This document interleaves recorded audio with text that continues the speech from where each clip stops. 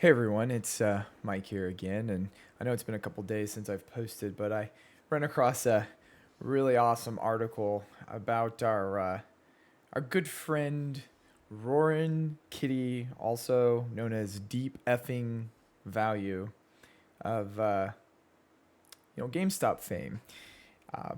One thing I want to say as an aside here is that I do have some content that's coming up that is going to not be related to any of this investment bonanza that's been going on between the precious metals market, silver specifically, and also, of course, GME or GameStop. Um, there will be a review here within the next week or two regarding the new Alienware M15R4, which I have coming, ordered it day one. So apparently it'll be here sometime by the middle of the month. But there will be some content not related to financial news. That said, if you like this stuff and you're interested in it, I mean, maybe that'll make you sad. Don't know. That being said, Keith Gill is this gentleman's name, and apparently, if you haven't watched any of his YouTube videos, Roaring Kitty, you should. They are absolutely hilarious. That being said, though, apparently he's a registered securities broker, so he's not just some random, I hate to call it retard on Wall Street bets. He is actually really a part of the establishment. He works or worked up until recently when he quit like a week before this all went down, worked for Mass Mutual. So he's not, and it kind of makes sense because when you watch his videos, you get the impression that he's almost like he's making fun of an industry he knows really well.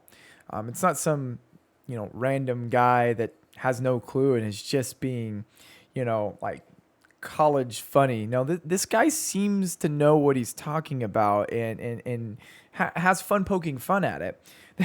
That being said, apparently Mass Mutual and Mr. Gill are being investigated by Massachusetts regulators, and of course the SEC is probably getting involved.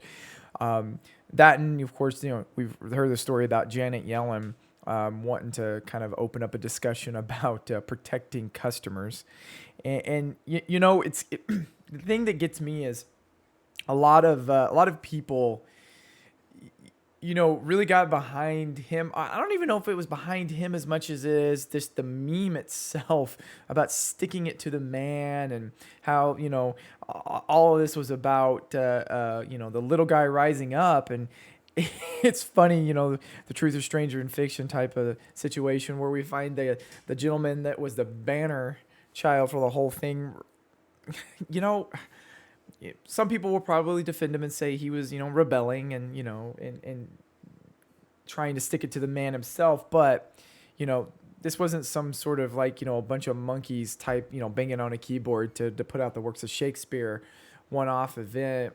This was orchestrated potentially by, I say potentially orchestrated by an individual that actually did know what he was doing.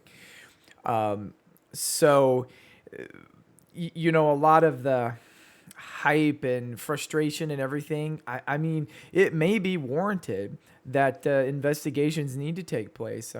Now, that being said, I did read that his videos, and I think a few of them I watched did have the statement that, it was for entertainment purposes only, just like this video is for entertainment purposes only. But when we talk about consumer protections, a lot of people thought, oh God, it's just about trying to help out the big guys. I don't know, not Wall Street bets, bail out Robinhood, etc. Janet Yellen's was $700,000-800,000 contribution from Citadel. Kind of funny. I got something on my shirt. Interesting. All that being said, if we've got people like this, kind of trolling the boards, though, I mean, it feels like it might be warranted to investigate and take a look. I mean, it's one thing for a bunch of people that have, I don't want to say have no clue. Maybe that just applies to me. I have no clue, but they're a bunch of people that are just having a good time versus an individual who actually is a licensed licensed practitioner whipping this stuff up, you know, it makes you wonder. I mean, you gotta have something out there to kind of help people not get wrapped up in stuff like this. Because all it takes is somebody who, wants to jump on the bandwagon of doing the right thing, and making that, with good high charisma and putting that, narrative forward to get a whole bunch of people following them, and they have no idea that what they're following is an individual with their own agenda. And I'm not saying this gentleman, well, I mean, he did have an agenda. I'm not going to say he didn't, because he did. He had an agenda. Now, what that agenda is or was, that's really what is, I think, important to know. Was he truly trying to rebel, or did he have ulterior motives? And how does being a professional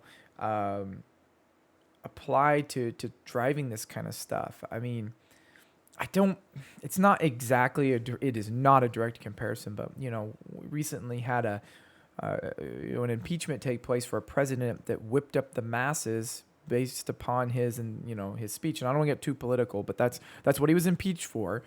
When you have a gentleman who actually represents that industry, who is a licensed practitioner in that industry, and he's whipping up a frenzy, I mean, is he responsible? Should he be held responsible, for people? Or are people, should they be responsible for themselves? I mean, where is that line? And that's another conversation in and of itself. When do we go, listen, you're adults, you make your own choices, and you have to live with them, versus, people were manipulated. I don't know where it is here. It's a conversation we're going to have, and there are going to be consequences. In any case, I thought this was some very interesting, juicy details that you may already have heard, you may not have, but I wanted to get it out there. Again, like I said, I've got some videos coming up that are going to be completely different topic matter. So I hope that you'll stick around and watch those. But in any case, until next time, have a great day, good night, whatever. Just have a good day. Bye.